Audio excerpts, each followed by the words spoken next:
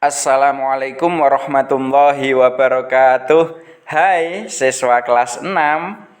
Kabarnya sehat ya? Alhamdulillah kalau kabarnya sehat. Kalian juga harus semangat belajar. Nah, untuk kali ini kita nanti akan belajar tentang pelajaran 10, yaitu kisah keteladanan Nabi Yunus. Kan tetapi sebelum itu mari kita berdoa bersama-sama. Yuk tangannya ditengadahkan. A'udzu billahi minasyaitonir rajim. Bismillahirrahmanirrahim. Raditu billahi robba wa bil islami dina wa bi Muhammadin nabiyya wa rasula. Rabbi zidni ilma warzuqni fahma waj'alni min ibadikas sholihin walhamdulillahi rabbil alamin. Oke, kalian masih ingat siapa itu Nabi Yunus? Nabi Yunus itu merupakan salah satu dari 25 nabi yang wajib kita ketahui. Bagaimana ceritanya Nabi Yunus? Nah, ini nanti akan kita ceritakan bersama-sama. Siapakah Nabi Yunus itu? Nabi Yunus itu merupakan putra dari Matta. Matta itu merupakan keturunan dari Benyamin bin Nabi Yakub. Nah, Benyamin ini merupakan saudaranya dari Nabi Yusuf. Nah, itu. Jadi, Nabi Yunus ini masih keturunan dari Nabi Yakub.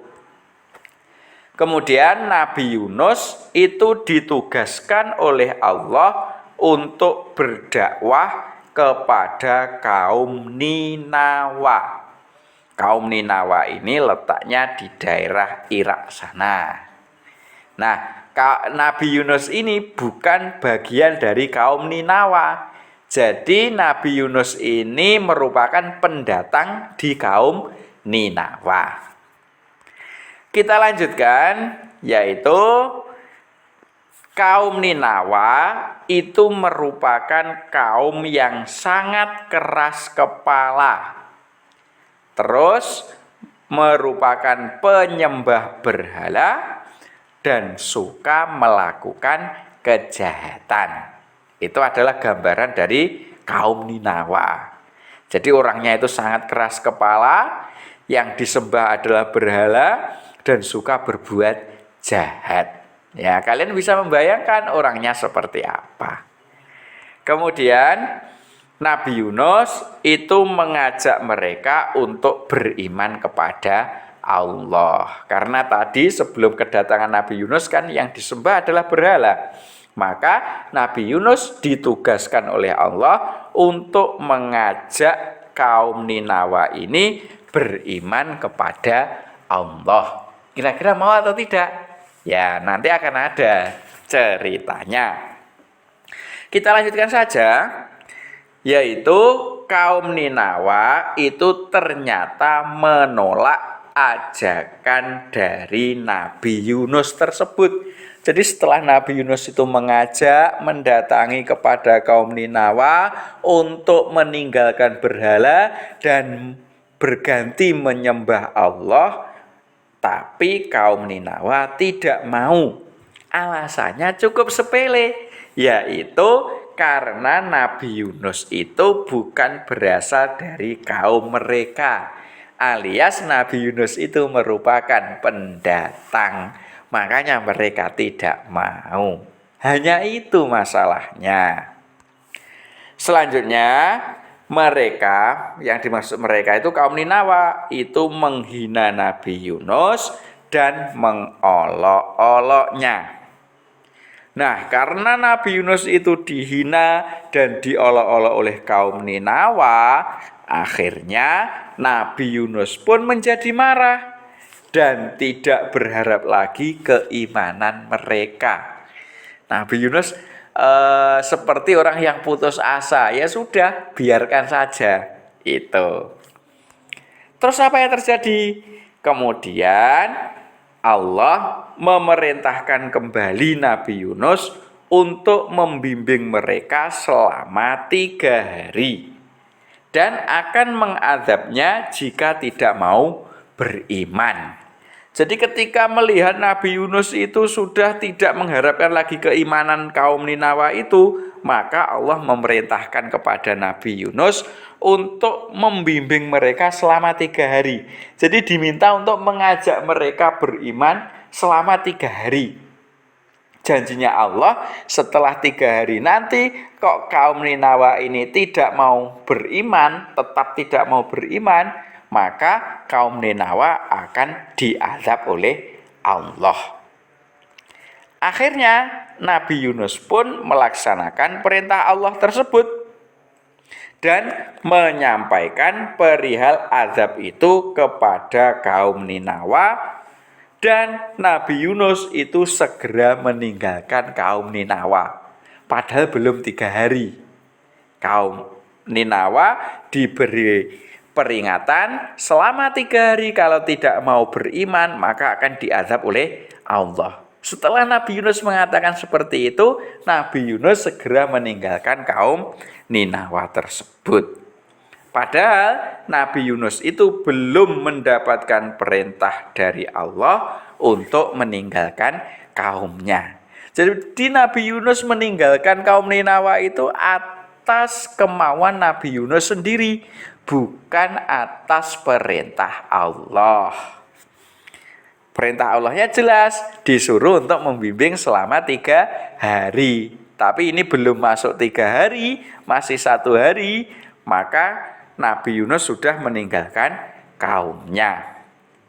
Lantas, apa yang terjadi ketika kaum Ninawa itu ditinggalkan oleh Nabi Yunus pergi? Maka mereka menyadari bahwa azab Allah akan benar-benar datang.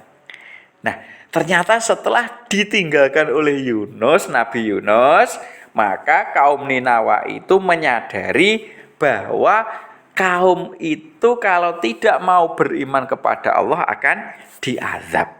Akhirnya bagaimana? Akhirnya mereka segera bertaubat kepada Allah dan menyesali sikap mereka selama ini.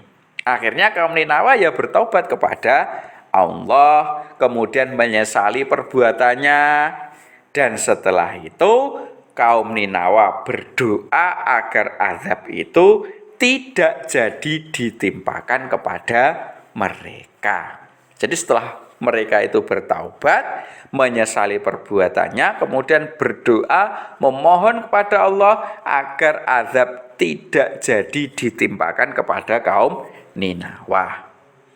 Karena kaum Ninawa itu sungguh-sungguh dalam berdoa, maka Allah mengabulkan doa kaum Ninawa tersebut.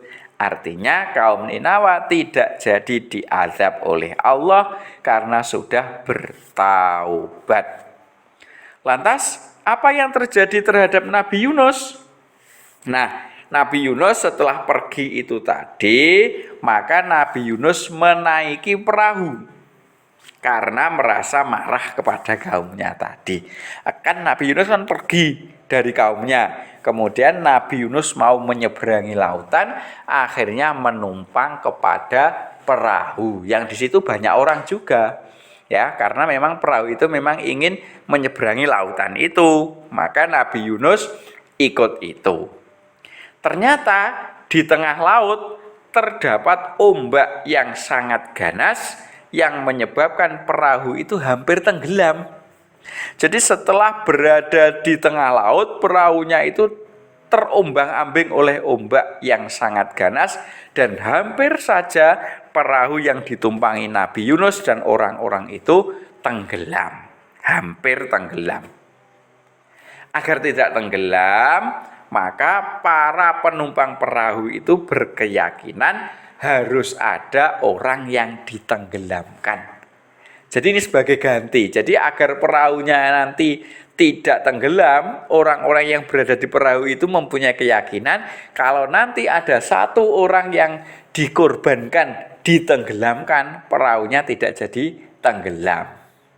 Maka ketika mereka bersepakat untuk itu, akhirnya diundi. Kira-kira siapa ya yang akan ditenggelamkan? Ketika diundi sampai 3 kali, nama yang muncul selalu Nabi Yunus. Jadi ketika diundi pertama kali, nama yang muncul Nabi Yunus. Diundi kedua, yang muncul juga Nabi Yunus. Diundi ketiga, yang muncul tetap Nabi Yunus. Maka akhirnya Nabi Yunuslah yang ditenggelamkan ke laut. Kemudian ketika Nabi Yunus itu akan ditenggelamkan ke laut, bersamaan dengan itu Allah memerintahkan ikan paus yang sangat besar yang bernama ikan Nun untuk menelan Nabi Yunus tanpa melukainya.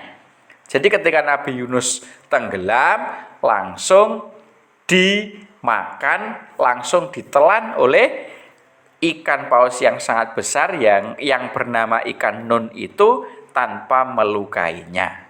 Artinya meskipun Nabi Yunus ditelan ikan, tapi Nabi Yunus masih hidup.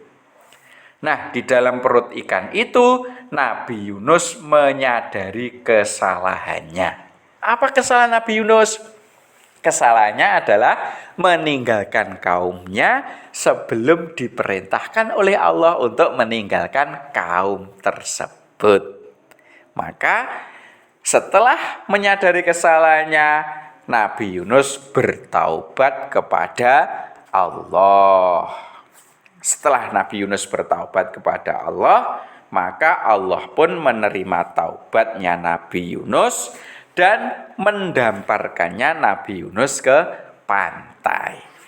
Akhirnya Nabi Yunus selamat. Nah, pelajaran apa yang dapat diambil dari kisah Nabi Yunus tadi?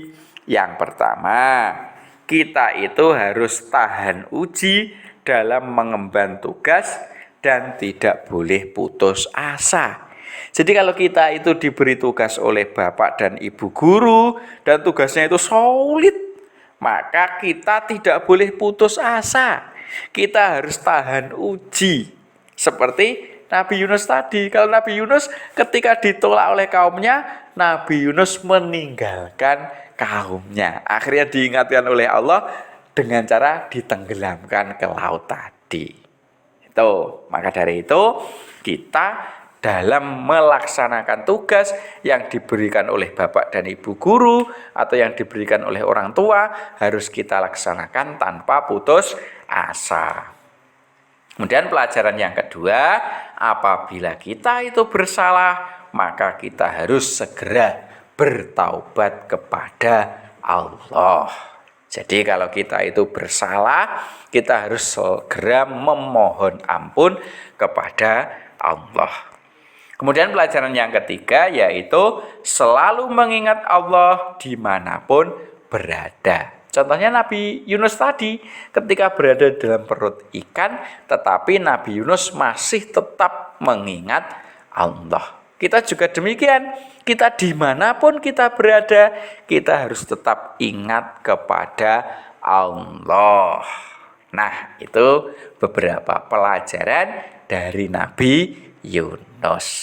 Oke ya, paham ya?